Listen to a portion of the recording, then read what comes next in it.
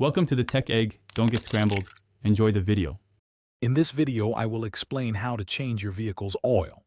First, gather your essential tools: a new oil filter, fresh motor oil, a drain pan, a wrench for the drain plug, and a filter wrench.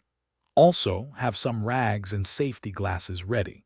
Make sure your vehicle is parked on a level surface for safe access to the underside.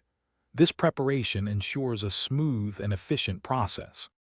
With your drain pan positioned, carefully loosen and remove the oil drain plug.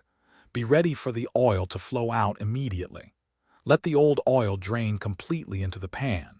This usually takes several minutes, so be patient. Once the flow slows to a drip, you can proceed to the next step. Remember to keep the area clean and dispose of the old oil properly. Now, carefully remove the old oil filter using your filter wrench. Be aware that more oil may spill. Apply a thin layer of new oil to the gasket of your new filter before installing it.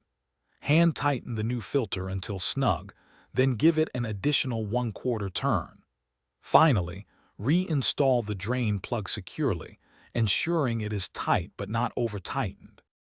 It's time to add the fresh motor oil.